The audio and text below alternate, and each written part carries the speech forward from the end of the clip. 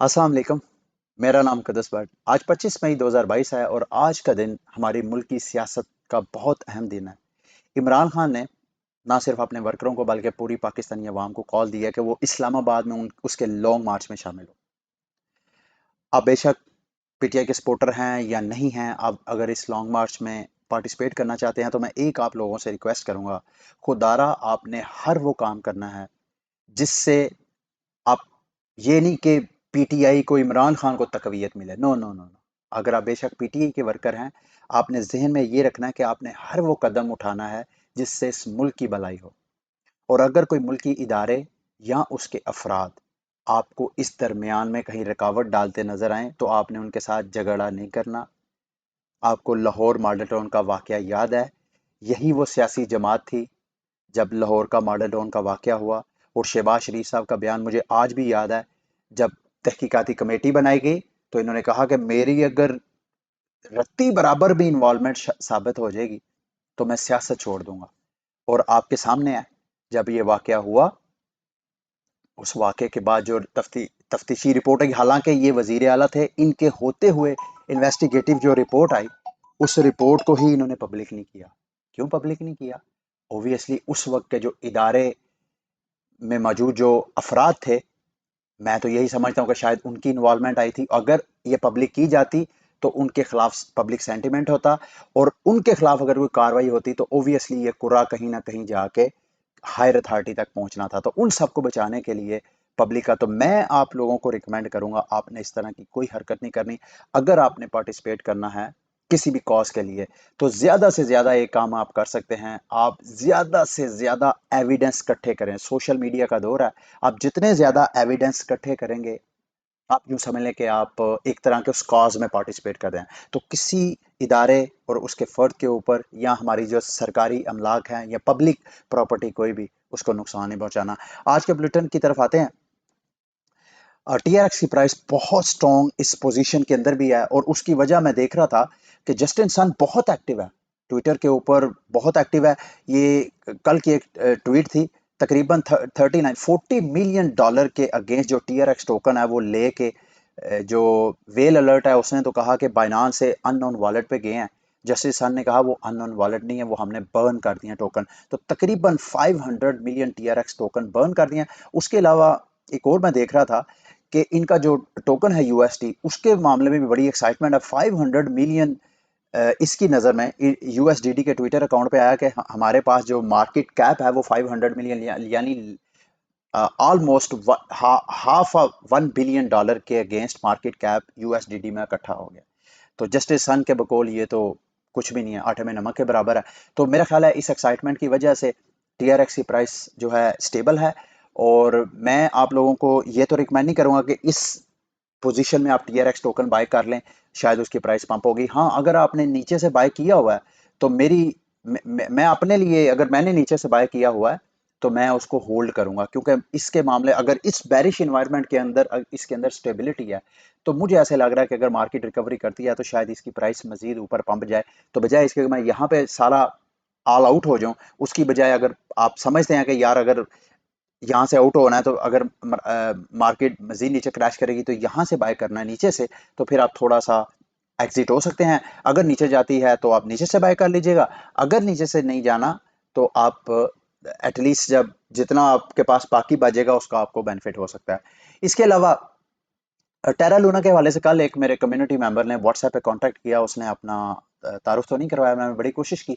उसने कहा जी आप जो अपनी ऑडियंस को, अपनी कम्युनिटी को बता रहे हैं कि टेरा लूना की जब डिस्ट्रीब्यूशन होगी, एयर ड्रॉप होगा, वो इन्फॉर्मेशन आप गलत बता रहे हैं। उन्होंने मेरी हेल्प आउट की, मैंने थोड़ा सा स्टडी किया। उनके बकौल ना सिर्फ ये जो एयर ड्रॉप होगा लूना का वो प्री अटैक वालों को दिया जाएगा, लूना होल्डर्स को, बल्कि प्रो अटैक के बाद भी जो लूना होल्डर्स हैं उनको भी दिया जाएगा एयर ड्रॉप। तो मैं अभी भी उनकी बात से इतफाक तो नहीं करता लेना, लेकिन मेरा फर्ज था कि मैं कम्युनिटी को अपडेट कर लूं। आप खुद इस हवाले से ड्यू डिलिजेंस कर लें। मेरा मानना यह है, पहले साथ तो उनका ये भी दावा था जी कि जो जो आप अपनी कम्युनिटी को बताएं, जो जो बंदा लूना इस वक्त बाय करेगा वो 2 गुना, कई गुना उनको मुनाफा होगा। मुझे ऐसा नहीं नजर आ रहा। पहले नंबर पे तो जो एयर ड्रॉप करेंगे उसकी वो वेस्टिंग करेंगे 2 साल तक। स्टार्ट में मेरा ख्याल है को 10-20% या 30%, मैक्सिमम 30% टोकन्स मिलेंगे जो होल्डर्स हैं, बाकी जो आपके टोकन्स हैं वो मेरा ख्याल है 2 साल की वेस्टिंग तक मिलेंगे। तो मुझे तो ऐसा नहीं लग रहा कि आप डबल शबल हो रही है इसकी प्राइसेस, अनटिल अनलेस मार्केट दोबारा रिकवरी ना करे, अनटिल अनलेस को बड़े बड़े वेंचर कैपिटलिस्ट, बड़े बड़े इदारे दोबारा लूना में अपनी इन्वेस्टमेंट ना फेंके।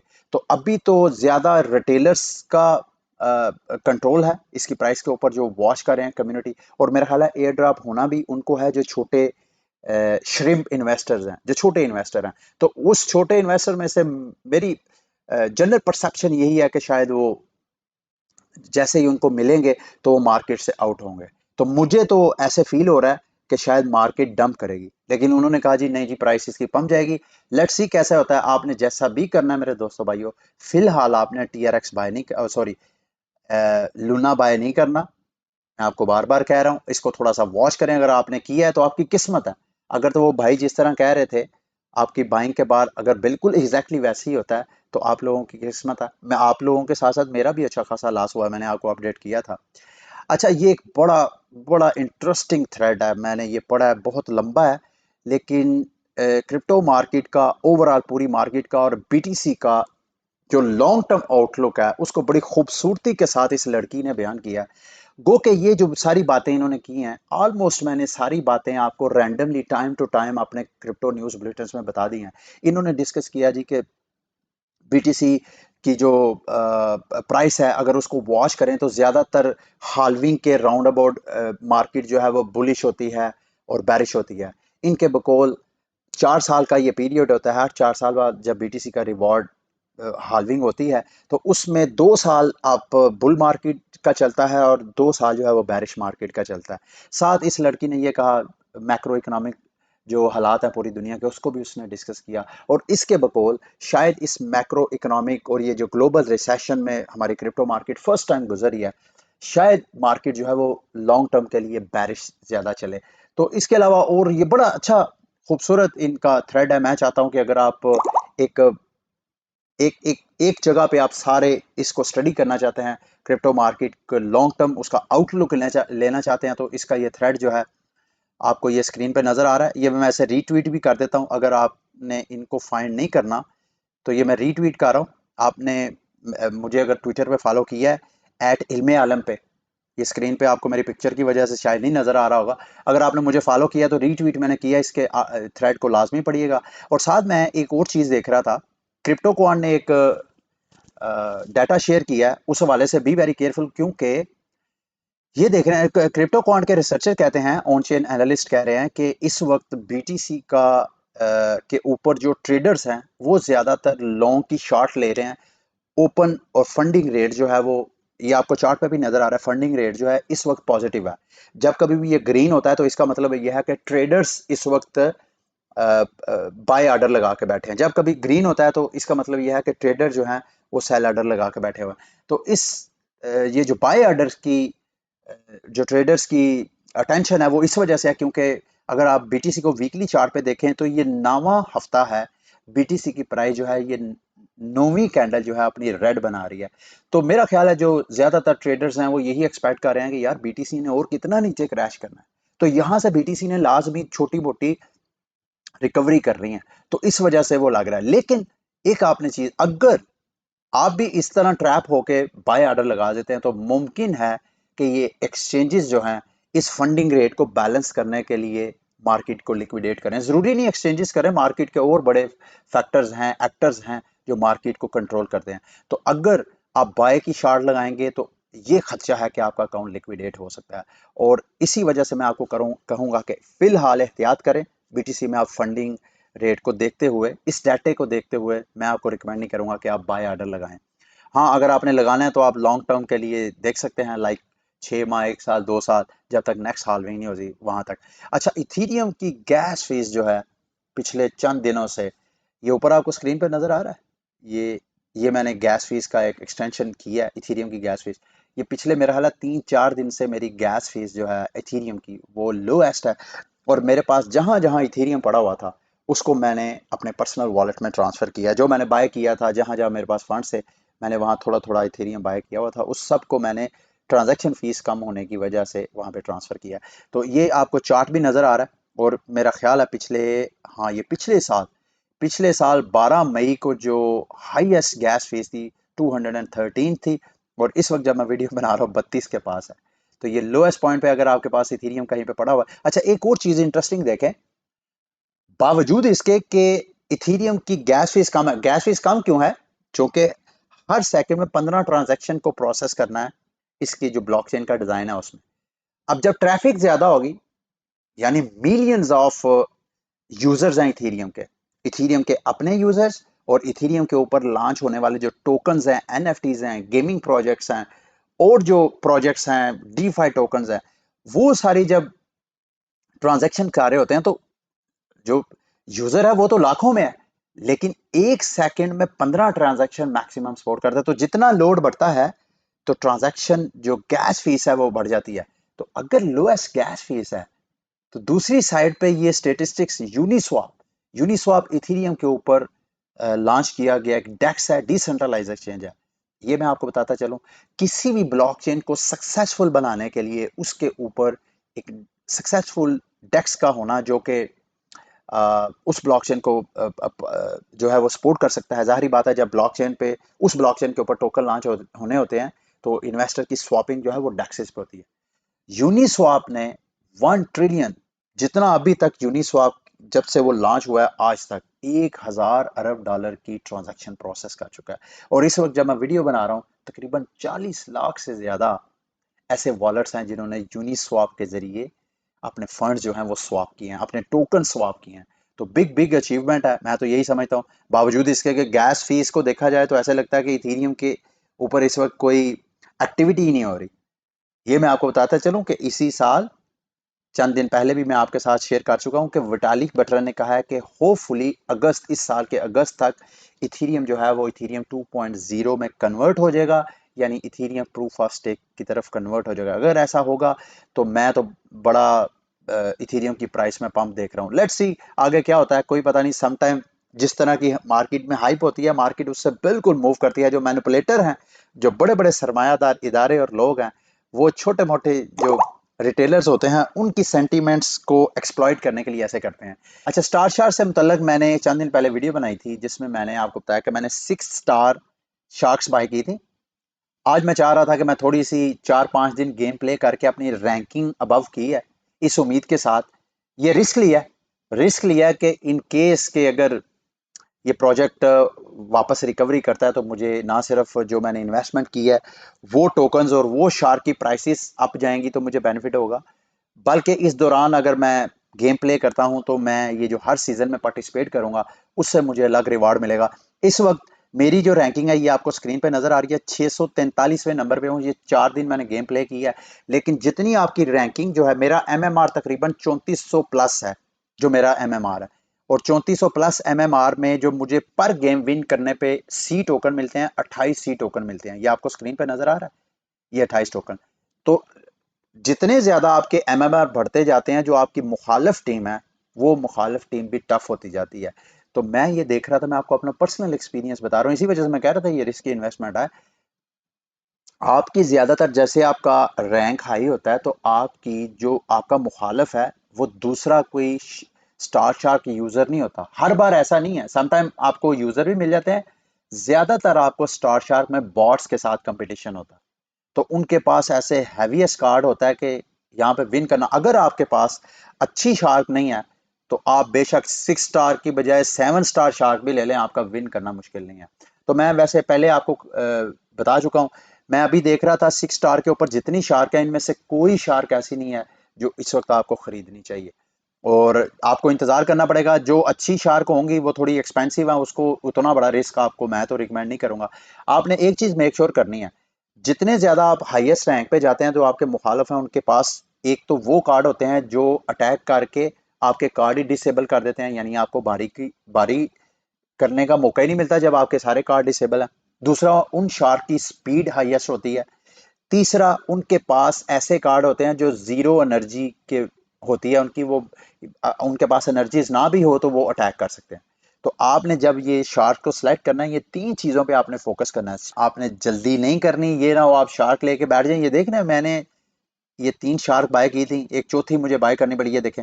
ये पहले मैंने 3 शार्क बाय की थी, एक ये और 2 ये मैंने बाद में बाय की है, क्योंकि मेरे पास फ्रंट में एक तो जो टैंक था उसकी हेल्थ कम थी। जैसे ही मेरी गेम स्टार्ट होती थी तो जनाब पहली बारी में आके मुझे नॉकआउट कर देते थे, और उसके बाद एनर्जी गेनिंग का मेरे पास कार्ड नहीं था।